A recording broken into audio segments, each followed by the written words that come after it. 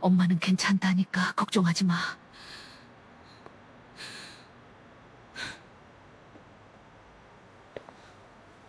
전화기 너머로 들려오는 엄마의 목소리는 언제나 똑같았습니다. 저는 그 말을 그대로 믿었습니다. 엄마가 괜찮다면 정말 괜찮은 줄 알았습니다. 아니, 그렇게 믿고 싶었는지도 모릅니다. 캐나다의 큰 집에서 의사 남편과 함께 살며 제 일상을 지켜내는 것만으로도 버거웠으니까요. 남편의 차가운 눈빛을 견디고 시어머니의 날선 말을 삼키고 매일 밤 혼자 눈물을 닦아내는 것만으로도 충분히 힘들었으니까요. 그래서 믿었습니다. 엄마의 괜찮다는 말을. 엄마는 잘 먹고 있을 거라고, 따뜻한 집에서 편히 지내고 있을 거라고, 건강하게 살고 있을 거라고. 그렇게 믿는 것이 제게는 유일한 위안이었습니다. 전화벨이 울렸습니다. 새벽 3시, 캐나다 밴쿠버의 고급 주택가는 고요했지만 다희 씨의 심장은 요란하게 뛰기 시작했습니다. 여보세요? 다희야. 엄마의 목소리였습니다. 하지만 뭔가 달랐습니다. 목소리가 떨리고 있었고 숨소리가 거칠었으며 말끝마다 고통이 묻어났습니다. 엄마, 무슨 일이에요? 아니야.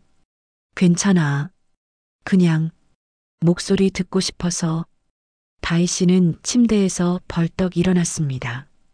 옆에서 자던 남편 재혁 씨가 짜증스럽게 몸을 뒤척였습니다. 시끄러워. 누구야 새벽에. 그의 목소리는 차갑고 날카로웠습니다. 명령하듯 신문하듯 던지는 말투. 10년 동안 매일 들어온 그 말투였습니다. 엄마예요. 또 용돈 달라고? 재혁 씨는 비웃듯 코웃음을 쳤습니다.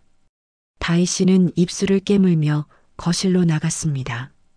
차가운 대리석 바닥이 맨발에 닿았지만 그것보다 더 차가운 건 이 집의 공기였습니다. 엄마, 어디 아파요? 병원은 가봤어요? 아니야. 괜찮아. 그냥 감기야. 하지만 전화기 너머로 들리는 기침 소리는 감기가 아니었습니다. 폐 깊숙한 곳에서 올라오는 오랫동안 방치된 병의 소리였습니다. 엄마, 병원 가보세요. 제가 돈 보낼게요. 아니야. 돈 아껴야지. 너도 캐나다에서 살기 힘들잖아. 다희 씨는 거실 창밖을 바라봤습니다. 넓은 정원이 보였고 수입차 2대가 차고에 서 있었으며 달빛을 받아 반짝이는 수영장도 보였습니다. 힘들다고요? 맞습니다. 힘들었습니다. 하지만 그건 돈 때문이 아니었습니다. 괜찮아요, 엄마. 제가 보낼게요. 꼭 병원 가세요. 알았어. 다희야, 너는 건강하지? 밥은 잘 먹고? 엄마는 늘 그랬습니다. 자신이 아파도 딸 걱정부터 했습니다. 다희 씨는 눈물이 핑 돌았습니다. 네, 엄마. 저 잘 먹고 있어요. 여기 음식 맛있어요. 거짓말이었습니다. 다희 씨는 요즘 제대로 먹지도 못했습니다. 시어머니가 만들어주는 캐나다식 음식은 입에 맞지 않았고 한국 음식이 그리웠지만 집에서 만들 수도 없었습니다. 한 달 전 엄마가 보내준 김을 꺼내 먹으려다가 시어머니에게 들켰던 날이 떠올랐습니다. 다희, 이게 뭐야? 이 냄새. 시어머니는 코를 찌푸리며 김봉지를 집어들었습니다. 엄마가 보내주신 김이에요. 이런 거 집에서 먹지 마. 온 집안에 냄새 배잖아. 여긴 캐나다야. 한국 음식 먹고 싶으면 한국 가서 먹어. 시어머니는 그 김을 그대로 쓰레기통에 던져버렸습니다. 엄마가 정성껏 싸서 보내준 고향의 냄새가 담긴 그 김을. 다희 씨는 그날 밤 쓰레기통을 뒤졌습니다. 하지만 이미 다른 쓰레기들과 섞여버려진 뒤였습니다. 그녀는 쓰레기통 앞에 쭈그리고 앉아 한참을 울었습니다. 다희야, 거기 있어? 엄마의 목소리가 들려왔습니다. 다희 씨는 정신을 차리고 대답했습니다. 네, 엄마. 여기 있어요. 엄마가 너무 보고 싶구나. 목소리가 또 떨렸습니다. 다희 씨는 가슴이 미어지는 것 같았습니다. 저도요, 엄마. 곧 갈게요. 휴가 받아서 갈게요. 아니야. 비행기값 비싸잖아. 괜찮아. 영상통화로 봐도 돼. 엄마. 다희야, 넌 그냥 거기서 행복하게 살아. 그것만으로도 엄마는 충분해. 전화가 끊어졌습니다. 다희 씨는 한참을 그 자리에 서 있었습니다. 휴대전화를 쥔 손이 떨렸고 눈물이 멈추지 않았습니다. 행복하게 살라고요? 이게 행복인가요? 다희 씨는 창밖을 바라봤습니다. 밴쿠버의 밤은 아름다웠습니다. 별이 총총히 박혀 있었고 멀리 산 실루엣이 보였으며 고급 주택가의 가로등이 따뜻한 빛을 뿌렸습니다. 하지만 이 아름다운 풍경 속에서 다희 씨는 매일 죽어가고 있었습니다. 뭐야, 운 거야? 뒤에서 재혁 씨의 목소리가 들렸습니다. 다희 씨는 재빨리 눈물을 닦았습니다. 10년 동안 익숙해진 동작이었습니다. 이 집에서는 우는 것조차 허락되지 않았으니까요. 아니에요. 그냥 눈이 건조해서요. 그래. 그럼 빨리 자. 내일 아침 엄마 병원 모시고 가야 된다고 했잖아. 재혁 씨의 엄마, 시어머니 말이었습니다. 다희 씨는 일주일에 3번씩 시어머니를 병원에 모시고 다녔습니다. 특별히 아픈 곳도 없는데 시어머니는 병원 가는 것을 좋아했고 며느리가 모시고 가는 것을 당연하게 여겼습니다. 네. 다희 씨는 침실로 돌아갔습니다. 재혁 씨는 이미 코를 골며 자고 있었습니다. 편안한 얼굴로 아무 걱정 없이 다희 씨는 침대 모서리에 조심스럽게 누웠습니다. 남편을 깨우지 않으려고 숨소리조차 조심하며 천장을 바라보니 눈물이 또 흘러내렸습니다. 엄마, 나도 보고 싶어요. 너무 보고 싶어요. 하지만 갈 수 없었습니다. 재혁 씨가 허락하지 않을 것이 뻔했으니까요. 시어머니가 뭐라고 할 것도 뻔했으니까요. 한국 가서 뭐하게? 돈이나 축내러? 여기서 시어머니나 잘 모셔. 지난번에 다희 씨가 한국 가고 싶다고 말했을 때 재혁 씨가 한 말이었습니다. 그리고 그날 밤 다희 씨는 처음으로 남편에게 맞았습니다. 너 지금 날 무시해? 내가 벌어다 주는 돈으로 먹고 사는 주제에? 뺨을 때리는 손바닥이 뜨거웠습니다. 하지만 그것보다 더 뜨거운 건 수치심이었습니다. 사랑한다고 평생 지켜주겠다고 했던 남자가 이제는 돈으로 자신을 협박하고 있었습니다. 다희 씨는 그날 밤 욕실 바닥에 웅크리고 앉아 목 놓아 울었습니다. 물을 틀어놓고 아무도 들을 수 없게. 다음 날 아침 다희 씨는 시어머니를 모시고 병원에 갔습니다. 시어머니는 차 안에서 내내 불평을 늘어놓았습니다. 다희야, 너 요즘 살 좀 쪘구나. 재혁이가 싫어할 텐데. 죄송해요, 어머님. 그리고 이 차 좀 더 부드럽게 몰아. 내가 운전을 너무 거칠게 해서 멀미 날 것 같아. 네, 어머님. 아, 그리고 오늘 저녁은 스테이크 해줘. 재혁이가 좋아하잖아. 네, 어머님. 다희 씨는 고개를 끄덕이며 대답했습니다. 10년 동안 해온 대답이었습니다. 네, 어머님. 죄송해요, 어머님. 알겠습니다, 어머님. 병원 대기실에서 시어머니가 또 말했습니다. 다희, 너 아직도 아이 안 생겨? 재혁이가 얼마나 아들 원하는데. 빨리 낳아야지. 다희 씨는 입술을 깨물었습니다. 아이라니. 3년 전부터 재혁 씨는 다희 씨의 방에 들어오지도 않았습니다. 다른 여자가 있다는 것을 다희 씨는 알고 있었습니다. 재혁 씨의 핸드폰에서 본 문자 메시지들, 늦은 밤 차에서 나는 낯선 향수 냄새, 와이셔츠 깃에 묻은 립스틱 자국. 하지만 말할 수 없었습니다. 말하는 순간 이 감염극이 끝날 것 같았으니까요. 노력하고 있어요, 어머님. 노력이 부족한 것 같은데 너도 나이가 있잖아. 39이면 거의 40이야. 빨리 안 낳으면 늙어서 못 낳아. 다희 씨는 고개를 숙였습니다. 눈물이 날 것 같았지만 참았습니다. 여기는 병원이었고 사람들이 보고 있었으니까요. 병원을 나와 차로 돌아오는 길 다희 씨는 엄마에게 전화를 걸었습니다. 하지만 받지 않았습니다. 한 번, 두 번, 세 번. 계속 신호만 갔습니다. 엄마, 왜 안 받으세요? 불안감이 엄습했습니다. 혹시 무슨 일이 생긴 건 아닐까? 혹시 쓰러진 건 아닐까? 집에 도착해서도 엄마 생각뿐이었습니다. 저녁을 준비하면서도 설거지를 하면서도 계속 엄마 얼굴이 떠올랐습니다. 엄마는 잘 지내고 계시겠지. 괜찮다고 했잖아. 다희 씨는 스스로를 다독였습니다. 엄마는 늘 괜찮다고 했으니까요. 그 말을 믿어야 했습니다. 그렇지 않으면 여기서 버틸 수가 없었으니까요. 밤이 되었습니다. 재혁 씨는 또 늦게 들어왔습니다. 술 냄새와 향수 냄새를 풍기며 저녁은 따뜻하게 데워놨어요. 그래. 재혁 씨는 식탁에 앉아 밥을 먹기 시작했습니다. 다희 씨는 맞은편에 앉아 그를 바라봤습니다.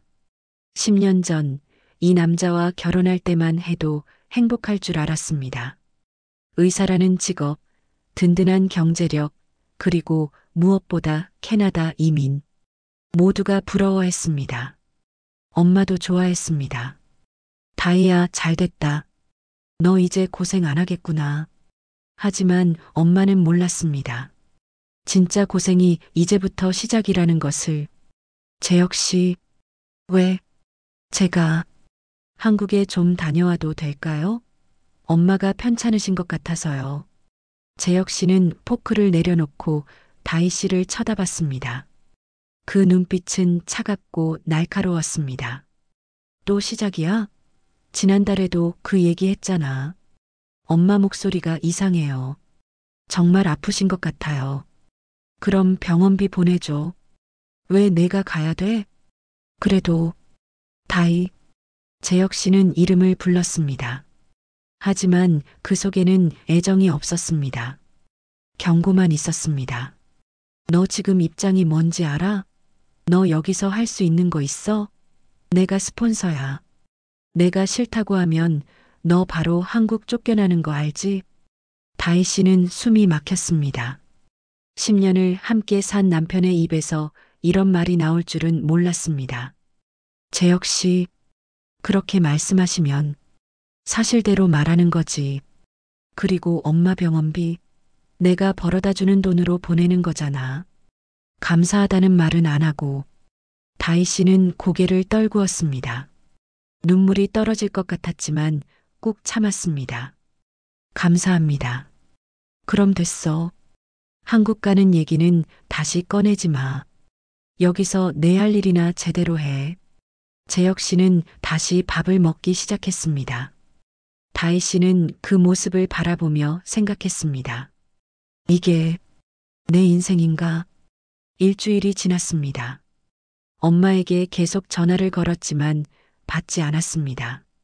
문자를 보내도 답이 없었습니다. 불안감은 점점 커져갔고 다희 씨는 밤마다 잠을 이룰 수 없었습니다. 그러던 어느 날 새벽 낯선 번호로 전화가 왔습니다. 여보세요? 윤다혜 씨 맞으십니까? 네, 그런데요. 서울 관악구 보건소입니다. 고순애 씨가 응급실에 실려 오셨는데요. 보호자 연락처가 따님뿐이시네요. 다희 씨의 머릿속이 하얘졌습니다. 엄마가 응급실에요? 네. 길에서 쓰러지신 걸 주민분이 발견해서 신고하셨습니다. 지금 의식은 돌아오셨는데 상태가 좋지 않으십니다. 제가 지금 바로 갈게요. 전화를 끊고 다희 씨는 떨리는 손으로 항공권을 검색했습니다. 가장 빠른 비행기는 오늘 밤이었습니다. 그녀는 주저없이 예매 버튼을 눌렀습니다. 그리고 침실로 가서 재혁 씨를 깨웠습니다.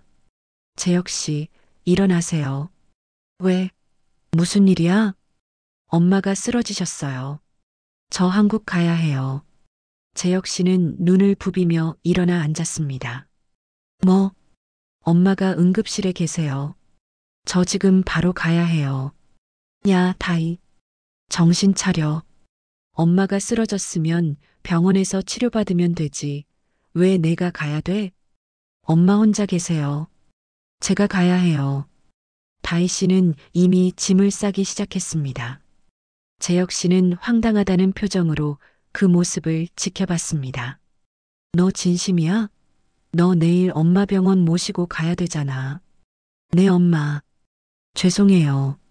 다른 분 구해보세요. 뭐? 저 가야 해요. 제 엄마니까요. 다희 씨의 목소리는 단호했습니다. 10년 만에 처음으로 자신의 의사를 분명히 밝히는 순간이었습니다. 재혁 씨는 비웃듯 코웃음을 쳤습니다. 좋아. 가. 근데 언제 돌아올 건데? 모르겠어요. 뭐? 엄마 상태 봐야죠. 다희, 너 지금 날 무시해? 재혁 씨의 목소리가 높아졌습니다. 하지만 이번에는 다희 씨가 물러서지 않았습니다. 무시하는 게 아니에요. 제 엄마가 위급하시니까 가는 거예요.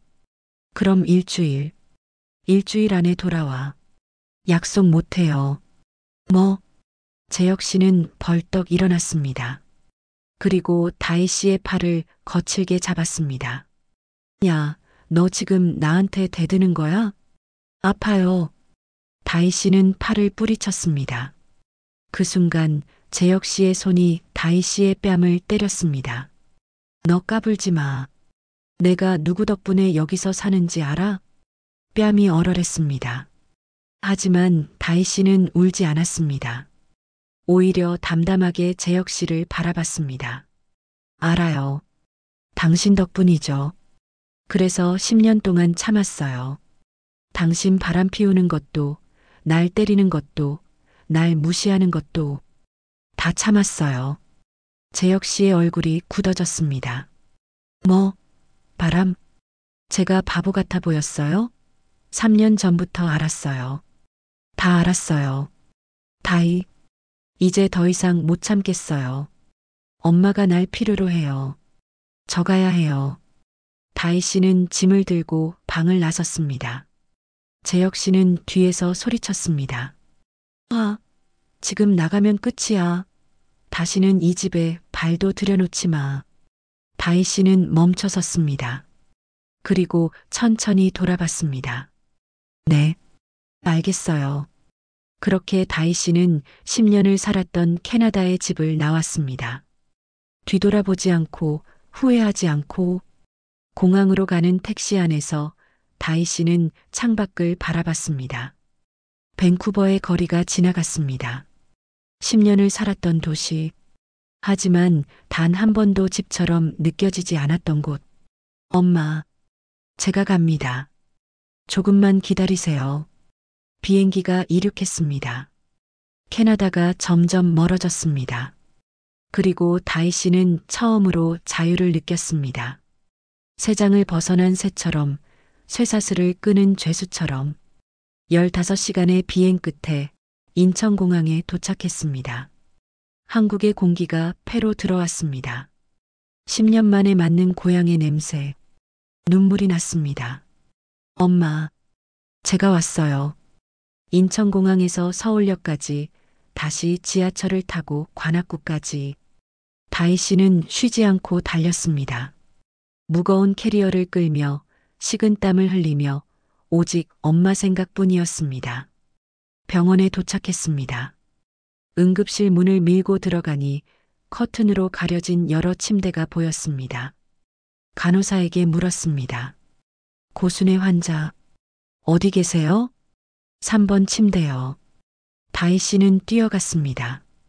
커튼을 젖히는 순간 시간이 멈춘 것 같았습니다. 침대에 누워있는 엄마가 보였습니다. 하지만 다희 씨가 기억하는 엄마가 아니었습니다. 야위고 주름지고 백발이 성성한 10년이라는 시간이 엄마를 어떻게 변화시켰는지 한눈에 알 수 있었습니다. 엄마, 다희 씨의 목소리가 떨렸습니다. 순애 씨는 천천히 눈을 떴습니다. 흐릿한 시야가 점점 제시도 속에서 선명해지고 딸의 얼굴이 보였습니다. 다희야? 네, 엄마. 저예요. 다희 씨는 엄마의 손을 잡았습니다. 너무 말랐습니다. 뼈만 앙상하게 남은 거친 손. 한때 자신을 안아주고 밥을 해주고 머리를 쓰다듬어 주던 그 손이 이렇게 변해 있었습니다. 왜 왔어? 캐나다에서. 엄마 쓰러졌다는데 어떻게 아나요? 순애 씨는 눈물을 흘렸습니다.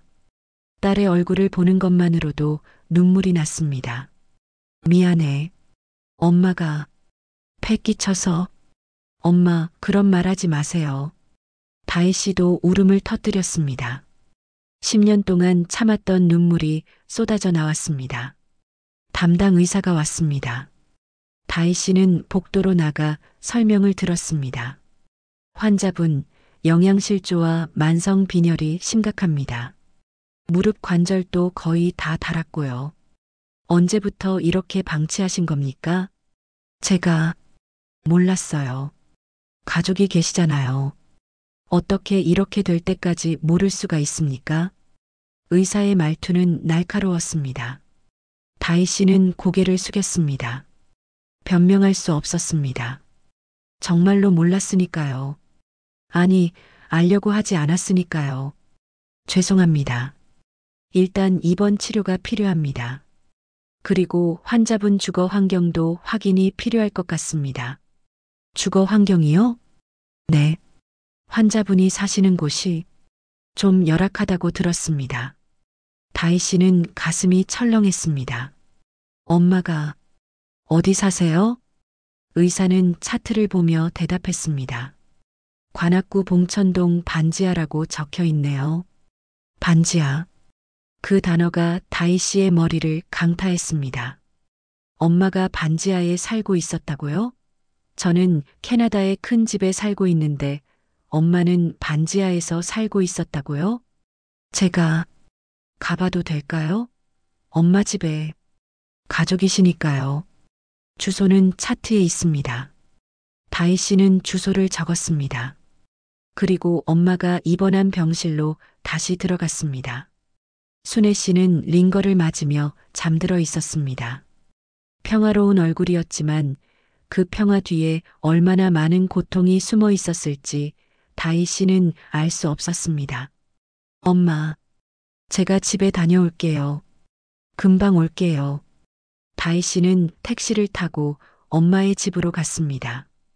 봉천동의 좁은 골목길을 지나 낡은 빌라들 사이를 지나 마침내 엄마가 사는 곳에 도착했습니다. 반지하였습니다. 정말로 계단을 내려가니 녹슨 철문이 보였습니다. 다희 씨는 떨리는 손으로 문을 열었습니다. 비밀번호는 자신의 생일이었습니다. 문이 열렸습니다. 그리고 다희 씨는 그 자리에 얼어붙었습니다. 좁았습니다. 너무나 좁았습니다. 캐나다 집의 거실보다도 작은 공간에 부엌과 방 그리고 화장실이 다 들어가 있었습니다. 창문은 반쯤 땅에 묻혀 있어서 햇빛도 제대로 들어오지 않았고 벽에는 곰팡이가 피어 있었으며 습기 냄새가 코를 찔렀습니다. 다희 씨는 그 안으로 들어갔습니다. 발을 디딜 때마다 삐걱거리는 소리가 났고 형광등은 깜빡거렸으며 냉장고는 낡아서 이상한 소리를 냈습니다. 부엌을 보았습니다. 작은 가스레인지 하나, 낡은 냄비 몇 개, 그릇도 몇 개 없었습니다. 찬장을 열어보니 라면과 김치만 덩그러니 있었습니다.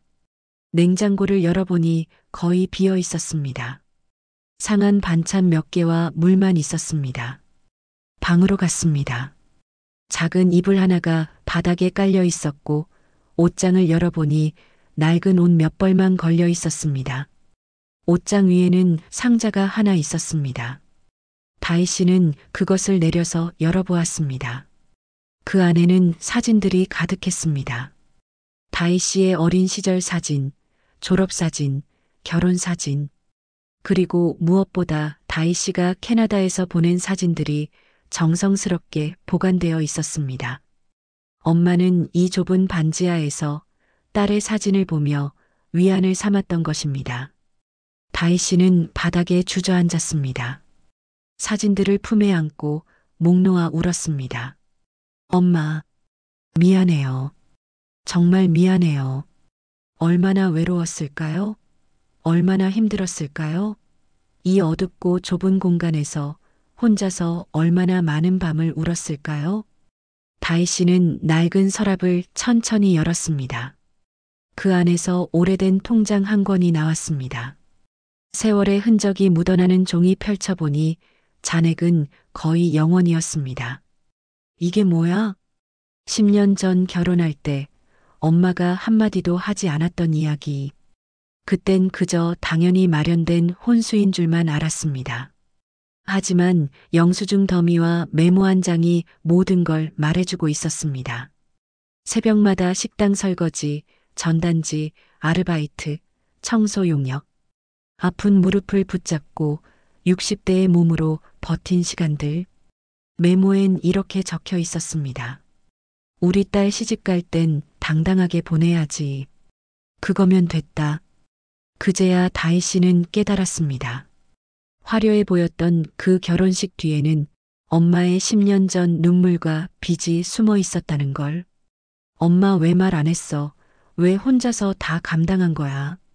다희 씨는 주저앉아 통장을 꼭 끌어안았습니다.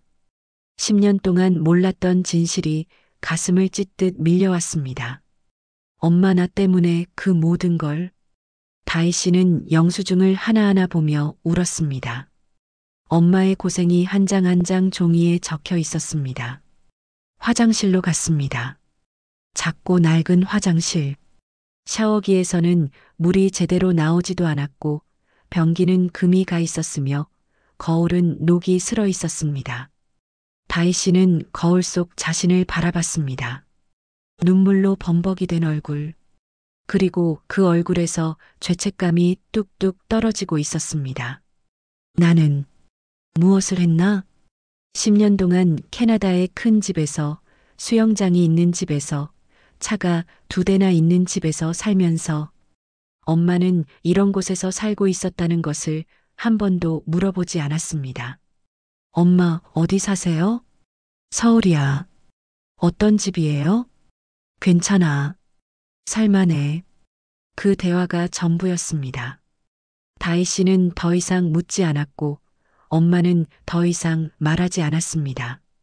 다희 씨는 창문으로 다가갔습니다. 반쯤 땅에 묻힌 창문으로는 사람들의 발만 보였습니다. 지나가는 발, 뛰어가는 발, 멈춰서는 발. 엄마는 이 창문을 통해 세상을 봤던 것입니다. 발만 보이는 세상을. 다희 씨는 더 이상 견딜 수 없었습니다. 밖으로 뛰쳐나가 골목길에서 무릎을 꿇고 울었습니다. 지나가는 사람들이 이상하게 쳐다봤지만 신경 쓰지 않았습니다. 미안해요.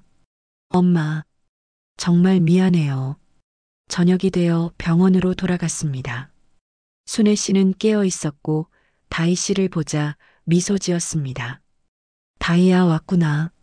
네, 엄마. 다희 씨는 엄마 옆에 앉았습니다. 순애 씨는 딸의 얼굴을 살폈습니다. 많이 울었구나. 눈이 부었어. 아니에요. 거짓말. 엄마가 다 알아. 다희 씨는 엄마의 손을 꼭 잡았습니다. 엄마, 집에 다녀왔어요. 순애 씨의 얼굴이 굳어졌습니다. 그랬구나. 왜 그런 곳에서 사셨어요? 왜 말 안 하셨어요? 별일 아니야. 살만해. 살만하다고요? 다희 씨의 목소리가 높아졌습니다. 옆 병실에서 사람들이 쳐다봤지만 상관없었습니다. 곰팡이 가득한 반지하가 살만한 곳이에요? 햇빛도 안 드는 곳이 살만한 곳이에요?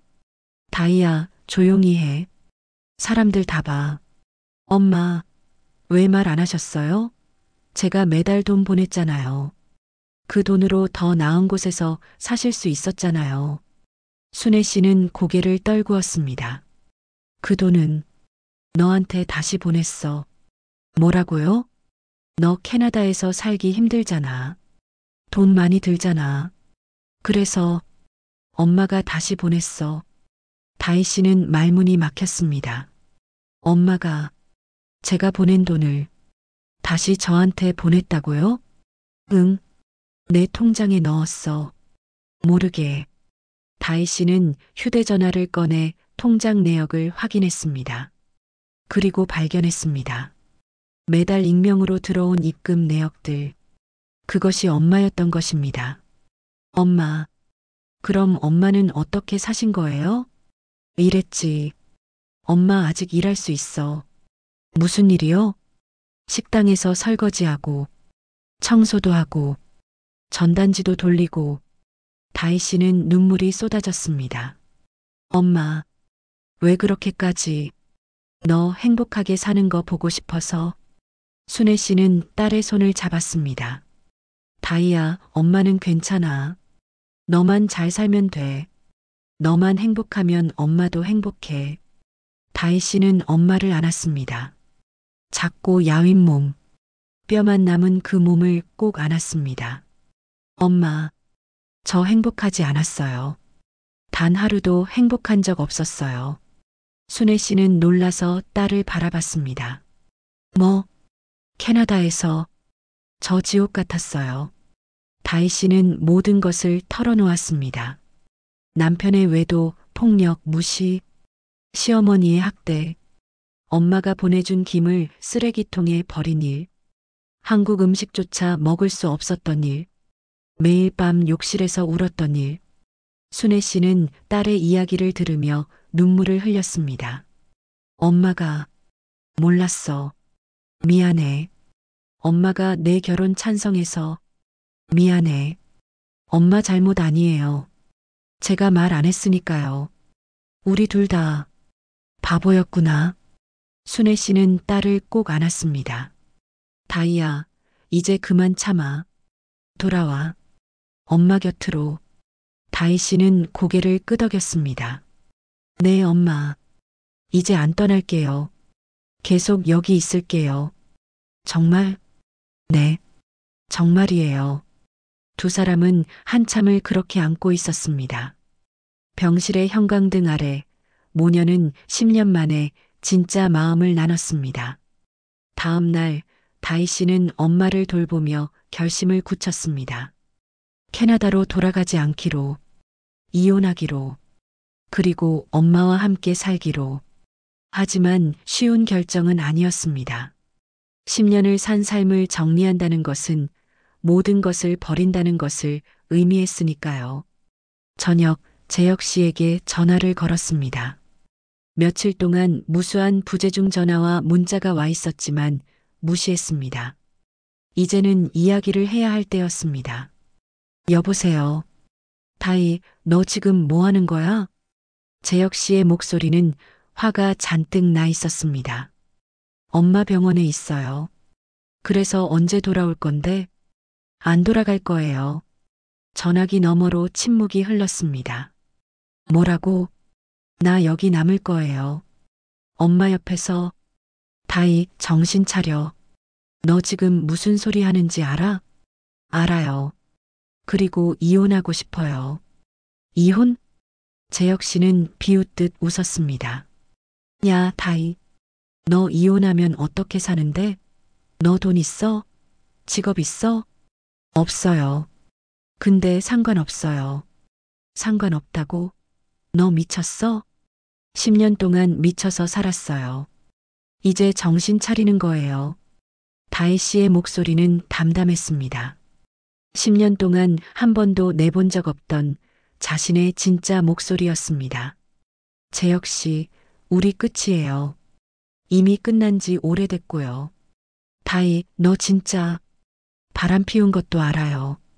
저 때리신 것도 다 기억해요. 제가 바보처럼 참았던 것도 알아요. 근데 이제 그만할 거예요. 너 이혼 서류 보낼게요. 재산은 반반으로 나누면 돼요. 10년 결혼 생활이니까 그 정도는 제 몫이죠. 미친년. 너 재산 분할 받을 생각이야? 내가 번 돈인데? 제가 10년 동안 당신 시중 들었어요. 시어머니 모시고 집안일하고 당신 뒷바라지 했어요. 그것도 다 노동이에요. 재혁 씨는 욕설을 퍼부었습니다. 하지만 다희 씨는 담담하게 들었습니다. 이제 그 말들이 상처가 되지 않았습니다. 다 하세요. 욕 다 하시고 나면 이혼 서류에 사인하세요. 안 하시면 재판으로 갈 거예요. 당신 외도 증거 다 있어요. 뭐? 휴대전화 문자, 차에서 나던 향수 냄새, 와이셔츠에 묻은 립스틱. 다 사진 찍어뒀어요. 3년치. 재혁 씨는 할 말을 잃었습니다. 그럼 연락 주세요. 변호사 통해서. 전화기 너머로 한숨소리가 들렸습니다. 짜증이 섞인, 그리고 어쩌면 안도가 섞인 한숨이었습니다. 알았어. 내 맘대로 해. 그는 그렇게 말하고 전화를 끊었습니다.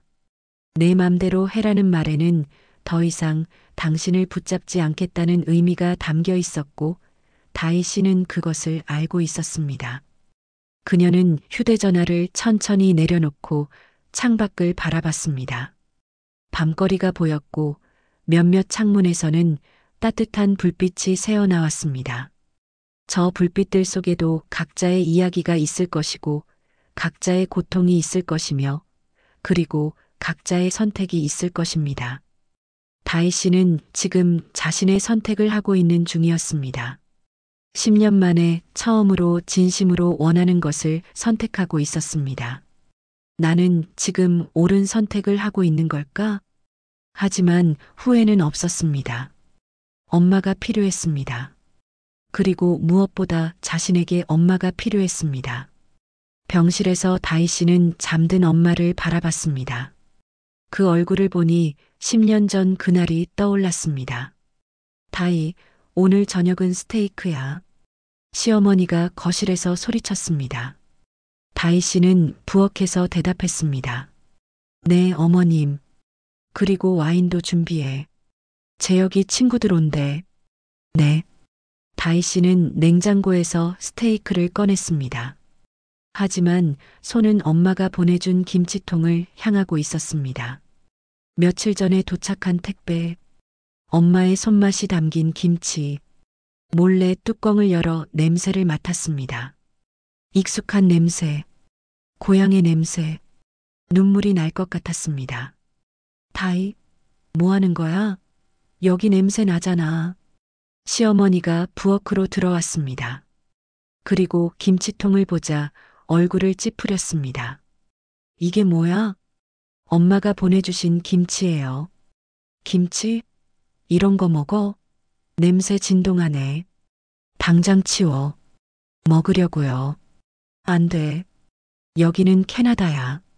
이런 거 먹으면 온 집에 냄새 배. 버려. 어머님, 버리라고. 시어머니는 김치통을 빼앗아 쓰레기통에 던져버렸습니다. 김치가 바닥에 쏟아졌고 붉은 국물이 사방에 튀었습니다. 다희 씨는 그 모습을 멍하니 바라봤습니다. 엄마의 정성이, 엄마의 사랑이 쓰레기가 되는 순간이었습니다. 빨리 치워. 재혁이 친구들 오기 전에. 시어머니는 그렇게 말하고 나가버렸습니다. 다희 씨는 바닥에 쏟아진 김치를 바라보다가 무릎을 꿇고 하나하나 주었습니다. 눈물이 뚝뚝 떨어졌습니다. 그날 밤 다희 씨는 엄마에게 전화했습니다. 여보세요? 엄마. 다희야? 왜? 무슨 일 있어? 아니에요. 그냥 목소리 듣고 싶어서요. 그래. 엄마도 내 목소리 듣고 싶었어. 잘 지내고 있어? 네. 잘 지내요. 거짓말이었습니다. 하나도 잘 지내지 못했습니다. 김치는 잘 받았어? 네. 맛있어요. 또 거짓말이었습니다. 한 입도 먹지 못했습니다. 그래, 다행이다. 엄마가 정성껏 담갔어. 다이 내가 어릴 때 좋아하던 그 맛으로. 고마워요, 엄마. 뭘, 당연한 거지. 다이야, 너 많이 먹어. 거기 음식 안 맞으면 힘들잖아. 네, 많이 먹을게요. 전화를 끊고 다이 씨는 쓰레기통을 바라봤습니다. 그 안에 엄마의 사랑이 버려져 있었습니다. 슬픔을 느낄 새도 없이 시어머니가 거실을 둘러보며 물었습니다. 다이, 리빙룸 청소 안 했어? 오늘 아침에 했는데요. 먼지가 보이잖아. 제대로 해. 재혁이가 친구들 데려온다는데 창피하게. 네, 어머님. 다희 씨는 다시 청소를 시작했습니다. 무릎을 꿇고 걸레질을 하며 구석구석 닦아냈습니다. 그러다 갑자기 현기증이 일었습니다. 다희 씨는 그 자리에 주저앉았습니다. 며칠 동안 제대로 먹지 못해서였습니다. 시어머니가 만든 음식이 입에 맞지 않아 거의 굶다시피 했었습니다. 다희, 뭐해? 빨리 안 해? 시어머니는 쓰러진 며느리를 보고도 걱정하지 않았습니다. 오히려 귀찮다는 표정이었습니다. 일어나. 청소 끝나면 저녁 준비해야지. 다희 씨는 비틀거리며 일어났습니다. 현기증이 심했지만 참았습니다. 여기서는 아픈 것조차 허락되지 않았으니까요. 그날 밤 다희 씨는 욕실에서 쓰러졌습니다. 재혁 씨가 발견했지만 병원에 가자는 말은 하지 않았습니다. 좀 쉬어. 내일 아침에 엄마 병원 모시고 가야 되니까 빨리 나아. 그것이 남편이 한 전부였습니다. 엄마가 보내준 김치를 먹지 못했던 날. 엄마의 정성을 쓰레기통에 버려야 했던 날. 그날부터 다희 씨는 매일 조금씩 죽어갔습니다. 엄마, 이제는 매일 엄마 김치 먹을게요. 엄마 음식 먹을게요. 다희 씨는 엄마의 손을 꼭 잡았습니다. 그리고 다시는 안 떠날게요. 한 달이 지났습니다. 순애 씨는 퇴원했고 다희 씨는 엄마와 함께 반지하 집으로 돌아왔습니다. 하지만 이제는 달랐습니다. 다희 씨가 있었으니까요. 엄마, 이거 치워야 해요. 곰팡이 너무 많아요. 그래도 집세가 싸서. 엄마, 나 캐나다에서 재산 분할 받으면 그 돈으로 새 집 구할 거예요. 조금만 기다리세요. 다희야, 미안해. 엄마, 미안하다는 말 그만하세요. 이제 시작이에요. 다희 씨는 엄마와 함께 하루하루를 보냈습니다.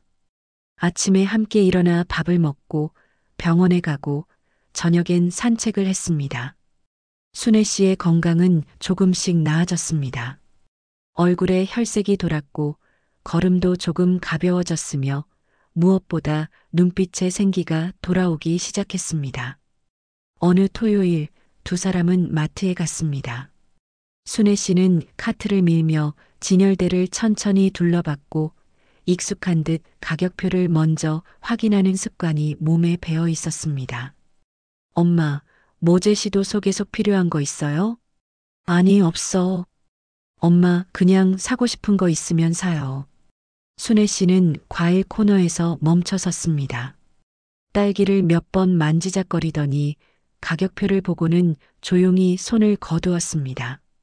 그 모습을 지켜보던 다희 씨의 가슴이 아팠습니다. 딸기 하나 사는 것조차 망설이는 엄마의 모습이 평생을 그렇게 자신을 아껴가며 살아온 엄마의 인생이 한눈에 보였습니다. 엄마, 딸기 좋아하시잖아요. 살까요? 아니야, 비싸. 괜찮아요.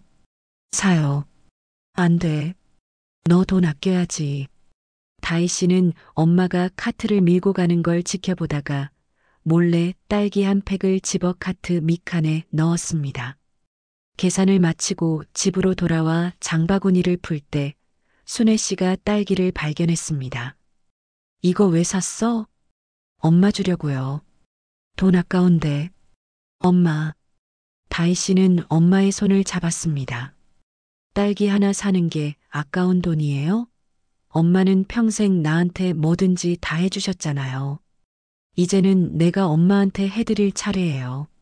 순애 씨는 아무 말도 하지 못했고 그저 눈물만 흘렸습니다. 다희 씨는 딸기를 씻어 접시에 담아 엄마 앞에 놓았습니다. 자, 먹어요. 순애 씨는 조심스럽게 딸기 하나를 집어 입에 넣었습니다. 달콤한 맛이 입안에 퍼지자 그녀는 눈을 감았습니다. 언제 마지막으로 이런 과일을 먹어봤을까요? 언제 마지막으로 자신을 위해 무언가를 샀을까요? 맛있다. 그죠? 엄마, 이제부터 먹고 싶은 거 있으면 말해요. 나한테 유산 물려줄 생각하지 말고 지금 쓰세요. 순애 씨는 딸을 바라봤습니다. 언제 이렇게 컸을까요? 언제 이렇게 든든해졌을까요? 다희야. 네. 너 정말 착한 애야. 다희 씨는 웃었습니다. 하지만 그 웃음 뒤에는 복잡한 감정이 숨어 있었습니다. 착하다고요? 10년 동안 엄마를 혼자 두고 온 자신이 착하다고요? 엄마가 그렇게 키웠잖아요. 두 사람은 함께 딸기를 먹었습니다. 작은 식탁 위 희미한 햇살이 반지하 창문으로 들어오는 그 공간에서 오랜만에 순애 씨는 진심으로 웃었습니다. 그리고 다희 씨도 오랜만에 진짜 평화를 느꼈습니다. 그날 밤 다희 씨는 침대에 누워 천장을 바라보며 생각했습니다. 엄마는 평생 나를 위해 살았구나. 자신은 딸기 하나도 사 먹지 못하면서 나한테는 뭐든지 다 해주려고 했구나. 눈물이 흘러내렸습니다. 옆방에서 순애 씨의 작은 기침 소리가 들렸고 다희 씨는 일어나 엄마의 방으로 갔습니다. 엄마, 괜찮아요? 응, 괜찮아. 자, 물 드릴까요? 아니야, 됐어. 다희 씨는 엄마 옆에 앉았습니다. 작고 야윈 엄마의 모습이 보였고 그 옆에서 자신이 지켜주어야 한다는 생각이 들었습니다. 엄마, 나 여기 앉아 있을게요. 왜? 자야지. 그냥 엄마 옆에 있고 싶어서요. 순애 씨는 딸의 손을 잡았습니다. 그 손은 따뜻했고 살아있었으며 무엇보다 자신을 지켜주고 있었습니다. 다희야, 너 힘들지? 아니에요. 거짓말. 얼굴에 다 써 있어. 다희 씨는 미소 지었습니다. 엄마는 언제나 자신을 꿰뚫어 봤습니다. 엄마가 더 힘드셨잖아요. 혼자서. 엄마는 괜찮았어. 엄마, 이제 괜찮다는 말하지 마세요. 힘들면 힘들다고 해요. 순애 씨는 고개를 끄덕였고 두 사람은 손을 꼭 잡은 채 한참을 앉아 있었습니다. 밤은 깊었지만 그 좁은 방 안은 따뜻했습니다. 2달째 다희 씨는 엄마를 데리고 정기 검진을 받으러 갔습니다.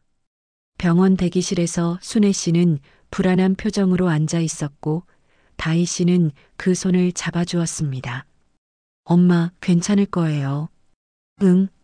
이름이 불렸고 두 사람은 진료실로 들어갔습니다.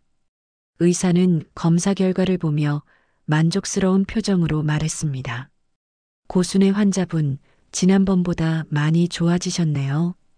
영양 상태도 개선됐고 기력도 많이 회복되셨어요. 다행이네요. 다희 씨가 안도하며 말했지만 의사의 다음 말에 긴장했습니다. 하지만 무릎 관절은 여전히 안 좋습니다. 이대로 방치하시면 걷기가 점점 더 힘들어지실 겁니다. 수술을 고려하셔야 할 것 같아요. 순애 씨의 얼굴이 굳어졌습니다. 수술이요? 네. 관절이 많이 닳았어요. 아마 오랫동안 무리하게 사용하셔서 그런 것 같습니다. 지금 하시는 게 나중을 위해서도 좋습니다. 수술비는 얼마나 들까요? 다희 씨가 물었고 의사는 대략적인 금액을 말했습니다. 순애 씨는 즉시 고개를 저었습니다. 아니에요, 안 할래요. 엄마, 괜찮아. 이대로도 살 수 있어. 엄마, 더 아파지시면 어떡해요? 괜찮다니까. 진료실을 나온 후 복도에서 두 사람은 마주 섰습니다. 다희 씨는 엄마의 어깨를 잡고 눈을 똑바로 바라봤습니다. 엄마, 왜 수술 안 하시려고 해요? 돈이 아까워서.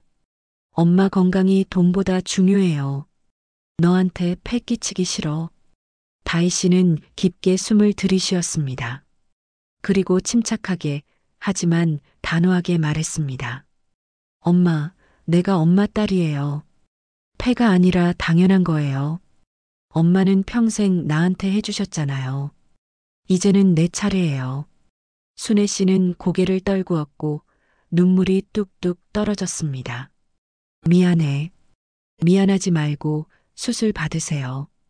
나 걱정하지 말고. 순애 씨는 천천히 고개를 끄덕였습니다. 그 모습을 보며 다희 씨는 비로소 안도의 한숨을 내쉬었습니다. 그날 오후 다희 씨는 병원 수납 창구에서 수술 예약을 하고 입원 수속을 밟았습니다. 서류에 보호자 이름을 적는 란이 있었고 다희 씨는 자신의 이름을 또박또박 썼습니다. 윤다희. 그 순간 그녀는 깨달았습니다.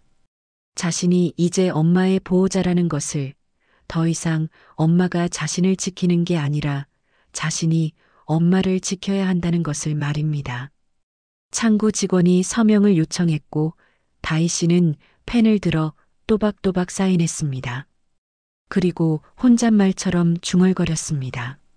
제가 이제 책임질게요. 제가 엄마 보호자예요. 일주일 후 순애 씨는 수술을 받았습니다. 다희 씨는 수술실 밖 차가운 의자에 앉아 기다렸습니다. 3시간이 마치 30년처럼 느껴졌고 복도의 시계 초침 소리가 유난히 크게 들렸습니다. 손바닥에는 땀이 흥건했고 입술은 바짝 말라 있었으며 심장은 미친 듯이 뛰었습니다. 마침내 수술실 문이 열렸고 의사가 나왔을 때 다희 씨는 벌떡 일어났습니다. 수술 잘 끝났습니다. 회복실로 옮겼어요. 감사합니다, 선생님. 정말 감사합니다. 다희 씨는 회복실로 달려갔습니다. 순애 씨는 마취에서 아직 깨어나지 않은 상태였고 창백한 얼굴로 누워 있었습니다. 다희 씨는 엄마의 손을 잡았습니다. 차갑고 작은 손. 그 손을 두 손으로 감싸며 다희 씨는 속삭였습니다. 엄마, 잘 끝났어요. 이제 괜찮을 거예요. 내가 여기 있을게요. 계속 여기 있을게요. 1시간 후 순애 씨가 천천히 눈을 떴습니다. 흐릿한 시야가 점점 선명해지고 딸의 얼굴이 보였습니다. 다희야?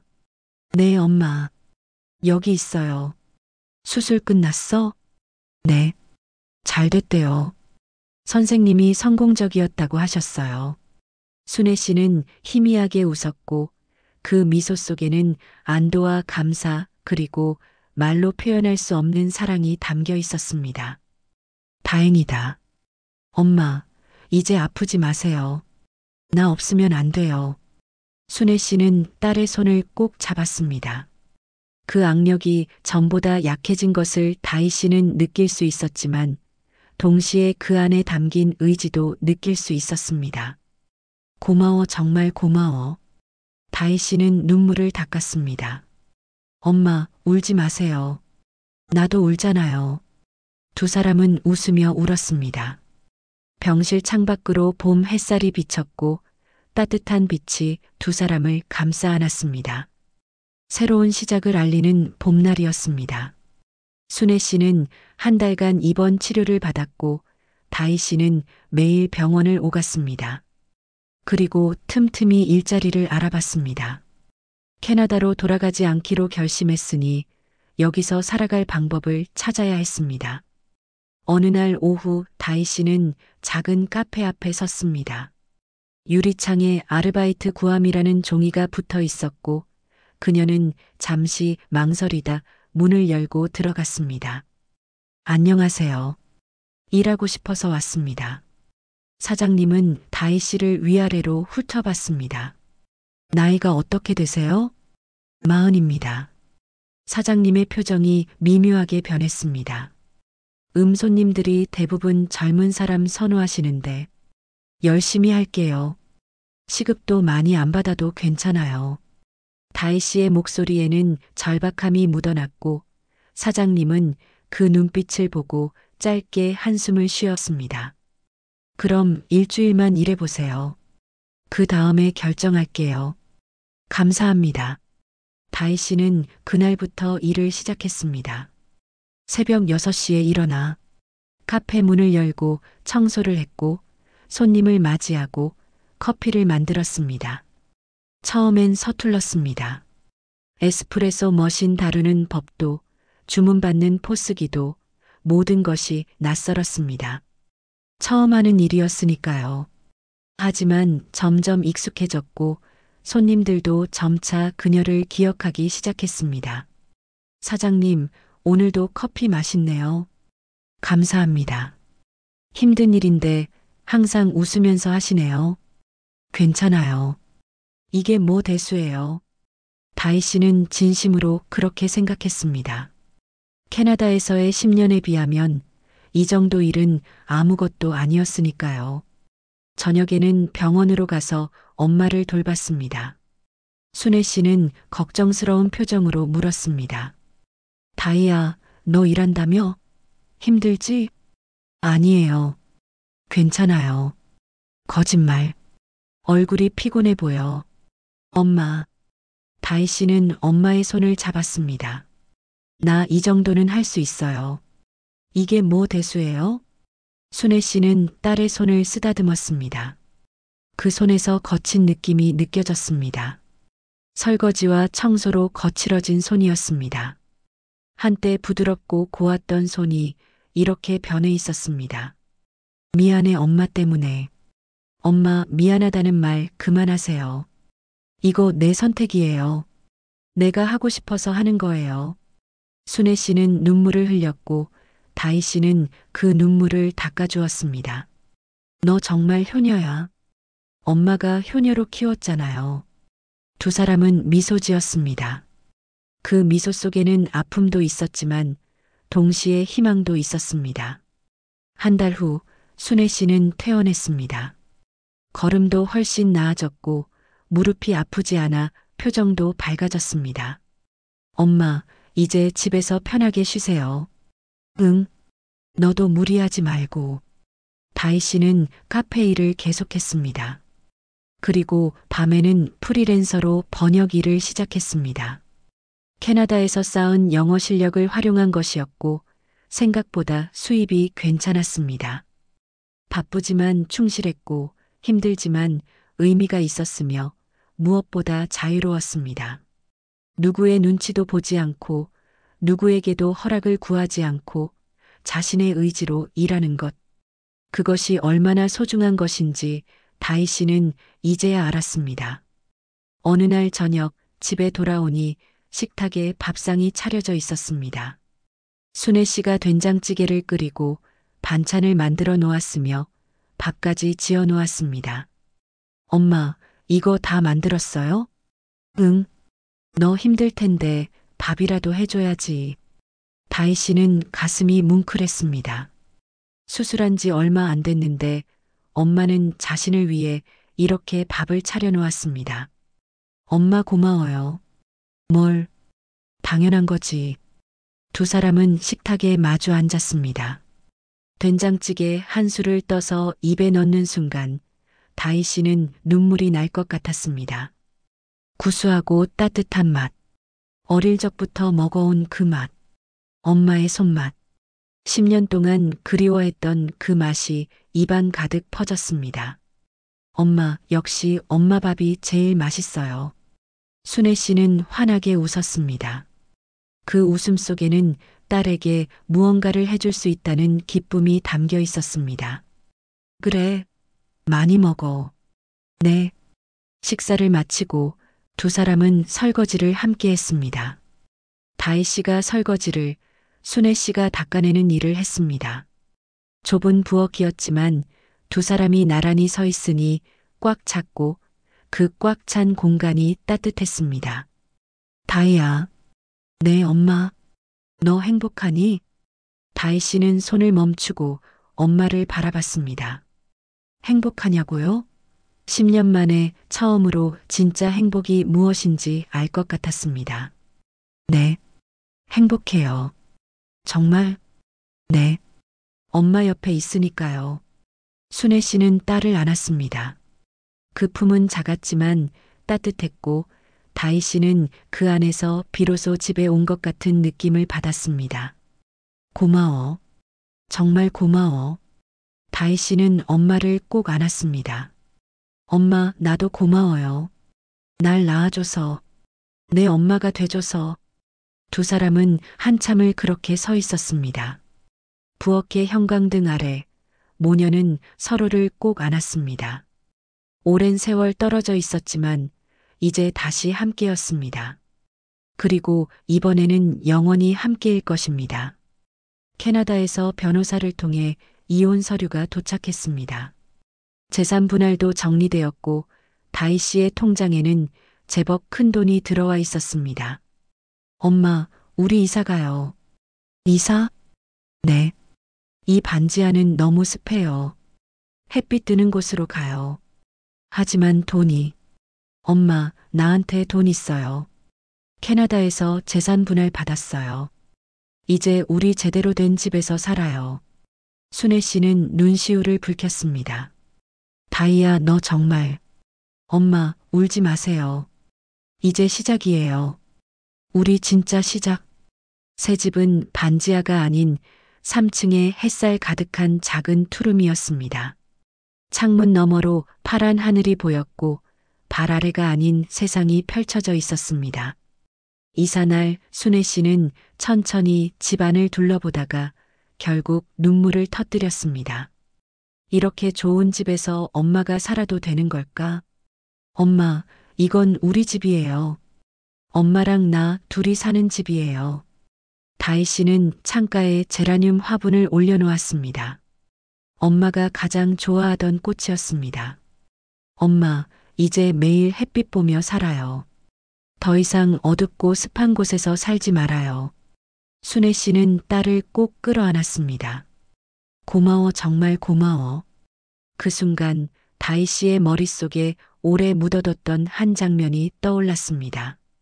잊은 줄 알았지만 사실 단 한 번도 잊지 못했던 그날 밤. 다희, 이리 와봐. 서재에서 들려온 재혁 씨의 날 선 목소리. 다희 씨가 들어서자 그는 노트북을 탁 소리나게 책상 위에 내려치듯 올려놓았습니다. 이거 뭐야? 화면에는 은행 이체 내역이 떠 있었습니다. 50만 원? 이거 내 엄마한테 보낸 거야? 응, 맞아. 엄마가 병원 진료비가 조금 필요하다고 해서 내 돈을 내 엄마한테 보냈어? 아니, 내 적금에서. 그게 그거지. 순식간에 재혁 씨의 얼굴이 일그러졌습니다. 너 진짜 어이가 없네. 너 지금 나 몰래 돈 빼서 내 집에 퍼주겠다는 거야? 아니야. 그게 아니라 그냥 엄마가 병원 가셔야 한다고 하셔서 내가. 따기 소리가 방 안에 울렸습니다. 얼얼한 뺨, 휘청거린 몸, 숨이 턱 막혔습니다. 다시는 내 앞에서 내 엄마 얘기 꺼내지도 마. 내 엄마도 너도 정말 질려. 네. 크게 말해. 네. 그가 문을 쾅 닫고 나가버리자 방 안은 고요해졌습니다. 다희 씨는 바닥에 주저앉아 손으로 뺨을 감싸 쥐었습니다. 눈물이 손가락 사이로 흘러내렸습니다. 그날 밤 다희 씨는 엄마에게 전화를 걸었습니다. 엄마, 오늘 그거 얘기했어요? 용돈 보낸 거. 어머, 내가 잘못했나? 미안해, 엄마가 그걸 괜히 말했나 보다. 아니야, 엄마 잘못 아니야. 괜찮아, 다희야. 다음부턴 안 받아도 돼. 엄마 혼자도 잘 살아. 엄마는 괜찮다고 했지만 목소리 끝이 떨리고 있었습니다. 그날 이후 다희 씨는 마음속 깊이 묻었습니다.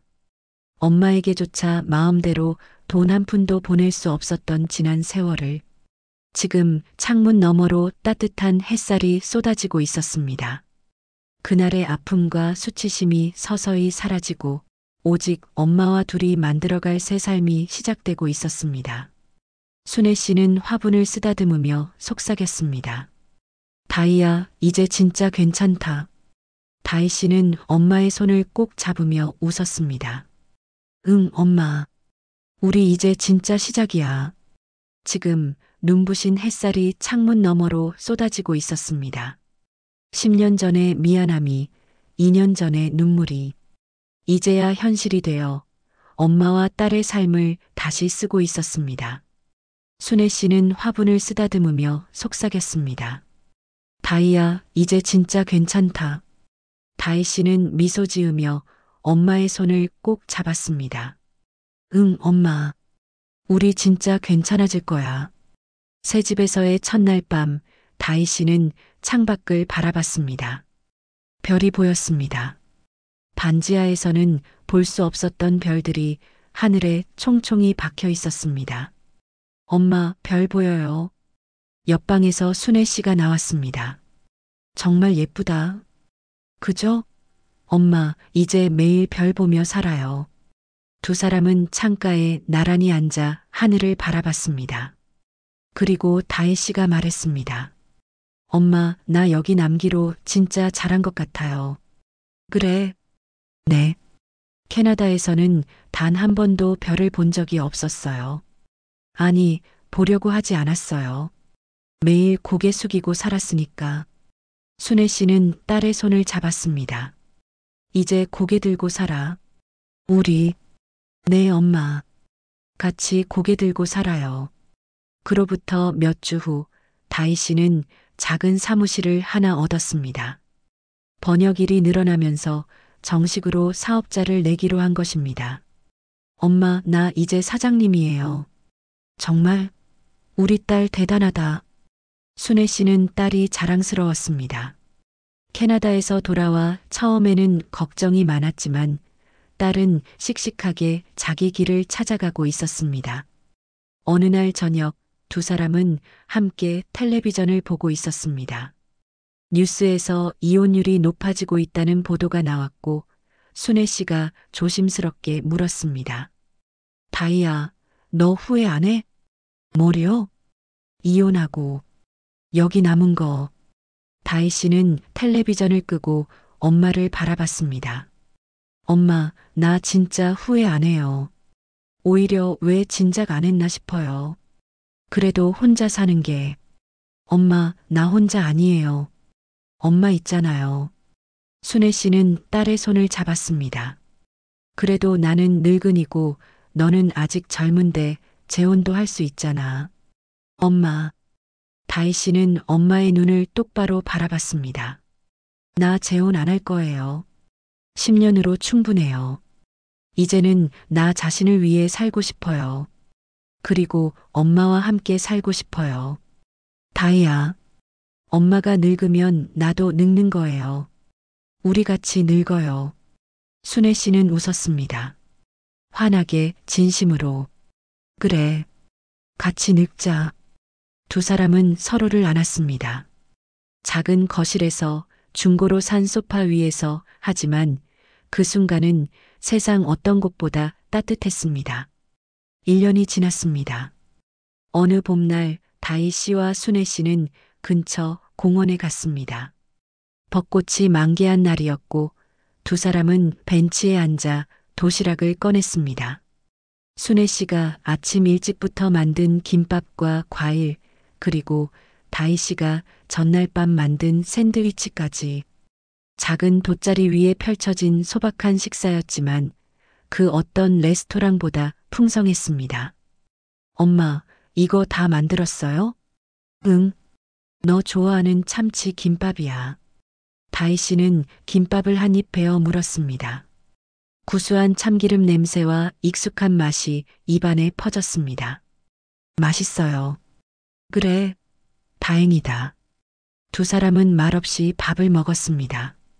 봄바람이 불어왔고 벚꽃잎이 눈처럼 흩날렸습니다. 꽃잎이 김밥 위에 떨어지기도 했고 머리카락에 앉기도 했으며 손등 위에서 녹듯이 사라지기도 했습니다. 다혜 씨는 하늘을 올려다봤습니다. 파란 하늘, 하얀 구름, 그리고 분홍빛 꽃잎들. 이렇게 아름다운 봄이 매년 왔지만 이제야 제대로 보는 것 같았습니다. 엄마, 응? 순애 씨가 과일을 깎으며 대답했습니다. 나 엄마 곁으로 와서 후회 없어요. 정말이에요.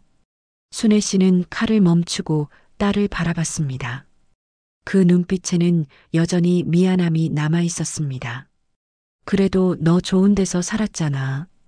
캐나다에서. 좋은데요? 다희 씨는 쓴웃음을 지었습니다. 엄마, 나 거기서 하루도 진짜 행복한 적 없었어요. 매일 거짓말하고, 매일 완벽한 척하고, 매일 웃는 척 했어요. 그게 무슨 좋은 삶이에요? 순애 씨는 딸의 손을 잡았습니다. 그랬구나, 엄마는 몰랐어. 엄마한테 말 안 했으니까요. 나도 엄마처럼 괜찮다고만 했으니까요. 두 사람은 서로를 바라보며 웃었습니다. 닮았습니다. 말투도 습관도 아픔을 감추는 방식도. 엄마, 이제 우리 거짓말하지 말아요. 힘들면 힘들다고, 아프면 아프다고 말해요. 그래. 약속? 약속이에요. 순애 씨는 깎은 사과를 딸에게 건넸습니다. 다혜 씨는 그것을 받아먹으며 주변을 둘러봤습니다. 공원에는 사람들이 오가고 있었습니다. 가족들이, 연인들이, 친구들이 모두가 봄을 즐기고 있었고 자신들도 그중 하나였습니다. 아이들이 뛰어놀고 있었고 노부부가 손을 잡고 걷고 있었으며 강아지가 꼬리를 흔들며 주인을 따라가고 있었습니다. 평범한 일상이었지만 그 평범함이 얼마나 소중한지 다희 씨는 이제 알았습니다. 엄마, 응? 나 엄마 딸로 태어나서 행복해요. 순애 씨는 눈물을 흘렸습니다. 하지만 이번에는 슬픈 눈물이 아니었습니다. 기쁨의 눈물이었습니다. 나도 너를 낳아서 정말 행복했어. 평생 후회한 적 없어. 엄마도 나 키우느라 힘들었죠? 힘들었지. 근데 그게 다 행복이었어. 내가 웃는 것 보면, 내가 밥 먹는 것 보면, 내가 자는 것 보면, 그게 다 행복이었어. 다희 씨는 엄마를 안았습니다. 작고 야윈 몸이지만 세상에서 가장 든든한 버팀목이었습니다. 엄마, 이제 우리 같이 늙어요. 같이 나이 들고, 같이 밥 먹고, 같이 살아요. 순애 씨는 웃으며 고개를 끄덕였습니다. 그래. 같이 늙자. 우리. 두 사람은 손을 꼭 잡았습니다. 공원에는 계속해서 사람들이 오갔고 벚꽃잎은 계속해서 떨어졌으며 봄은 그렇게 깊어가고 있었습니다. 해가 저물기 시작했습니다. 하늘이 주황빛으로 물들었고 구름이 분홍색으로 물들었으며 공원의 나무들이 황금빛으로 빛났습니다. 다혜 씨가 말했습니다. 엄마, 이제 집에 가요. 그래. 두 사람은 천천히 일어섰습니다. 순애 씨의 걸음은 이제 훨씬 가벼웠고 다희 씨는 그 걸음에 맞춰 천천히 걸었습니다. 손을 꼭 잡고 서로의 온기를 느끼며 엄마, 오늘 저녁은 뭐 먹을까요? 내가 좋아하는 거. 그럼 엄마가 좋아하는 걸로 해요. 그럼 둘 다 좋아하는 걸로. 두 사람은 웃었습니다. 집으로 가는 길 석양이 두 사람의 뒷모습을 비췄습니다. 작은 엄마와 딸 서로의 손을 꼭 잡고 걷는 모습. 그 그림자는 하나로 겹쳐져 길게 늘어졌고 마치 평생을 함께 걸어온 것처럼 그리고 앞으로도 영원히 함께 걸어갈 것처럼 보였습니다. 그것은 누가 봐도 아름다운 풍경이었습니다. 집에 도착했습니다. 3층 집은 이제 더 이상 낯설지 않았습니다. 다혜 씨가 조명을 바꾸고 벽지를 새로 발랐으며 작은 화분도 여러 개 놓았으니까요. 창가에는 순애 씨가 좋아하는 제라늄이 피어 있었고 그 향기가 방 안을 가득 채웠습니다. 베란다에는 허브 화분들이 줄지어 있었고 거실에는 책장이 있었으며 부엌에는 두 사람이 좋아하는 그릇들이 가지런히 놓여 있었습니다. 엄마, 들어가세요. 응.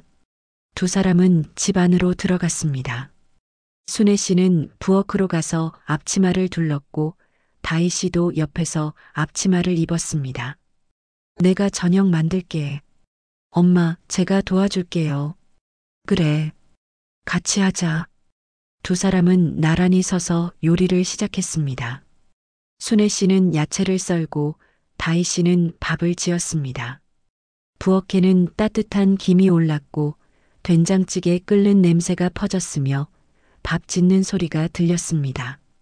조금 전까지 있었던 공원의 벚꽃 향기와 이제는 집안의 음식 냄새가 섞여 봄날 저녁에 완벽한 조화를 이루었습니다. 다희야, 양파 좀 더 줘. 네, 엄마. 이거 간 좀 봐줄래? 맛있어요. 딱 좋아요. 평범한 일상이었습니다. 하지만 두 사람에게는 기적 같은 시간이었습니다. 10년 동안 떨어져 있었고 이제 다시 함께였으니까요. 그것도 영원히. 저녁 식사를 마치고 두 사람은 거실에 앉았습니다. 텔레비전을 켜고 드라마를 봤지만 사실 무슨 내용인지는 중요하지 않았습니다. 함께 있다는 것, 그것만으로 충분했습니다. 순애 씨는 소파에 기대어 졸기 시작했고 다희 씨는 엄마에게 담요를 덮어줬습니다. 그리고 엄마의 잠든 얼굴을 바라봤습니다. 주름진 얼굴, 백발 하지만 평화로운 표정. 1년 전 병원에서 봤던 그 창백하고 고통스러운 얼굴이 아니었습니다. 이제 엄마는 정말로 행복해 보였습니다. 엄마, 이제 행복하시죠? 나도 행복해요. 정말이에요. 순애 씨는 편안한 얼굴로 잠들어 있었습니다. 입가에는 희미한 미소가 걸려 있었고 숨소리는 고르고 편안했으며 이마의 주름도 한결 펴져 보였습니다. 다희 씨는 엄마 옆에 조용히 앉았습니다. 창밖으로 밤거리가 보였고 별이 떠올랐으며 봄밤의 공기가 창틈으로 스며들었습니다. 멀리서 자동차 소리가 들렸고 누군가의 웃음소리가 들렸으며 강아지 짖는 소리도 들렸습니다. 세상은 계속 돌아가고 있었고 그 속에서 두 사람도 함께 살아가고 있었습니다. 다희 씨는 혼잣말처럼 속삭였습니다. 엄마, 나 이제 안 갈게요. 계속 여기 있을게요. 엄마가 나 필요할 때, 내가 엄마 필요할 때 언제나 여기 있을게요. 순애 씨는 자면서도 희미하게 웃었습니다. 마치 딸의 말을 들은 것처럼. 그날 밤 두 사람은 함께 잠들었습니다. 작은 집, 소박한 삶 하지만 가득한 사랑. 모녀는 드디어 진짜 가족이 되었습니다. 의무가 아니라 선택으로, 거짓이 아니라 진심으로, 그리고 영원히. 이민보다 귀한 것은 엄마의 곁으로 돌아온 이 귀국이었습니다.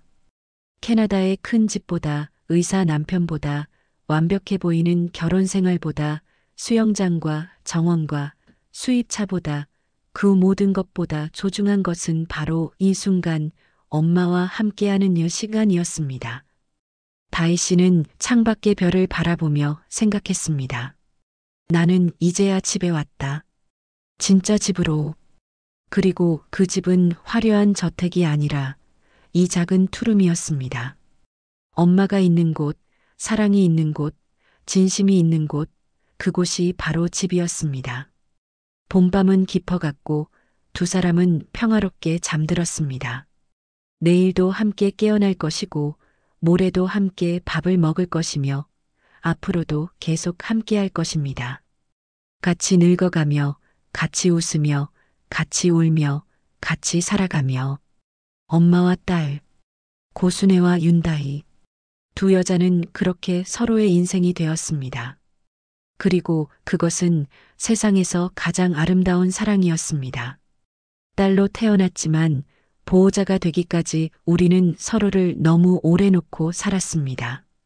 엄마는 괜찮다는 말 뒤에 숨겨진 진실을 우리는 너무 늦게 알았습니다. 하지만 늦었다고 생각할 때가 가장 빠른 때라고 했습니다. 캐나다의 큰 집, 의사 남편, 겉보기엔 완벽한 삶. 그 모든 것을 뒤로하고 엄마의 곁으로 돌아온 다희 씨의 선택은 용기였고 사랑이었으며 무엇보다 자유였습니다. 여러분의 엄마는 지금 어디에서 무엇을 하고 계신가요? 괜찮다고 말하고 계시지는 않나요? 오늘 이야기가 여러분의 마음에 닿았다면 구독과 좋아요 부탁드립니다. 감사합니다.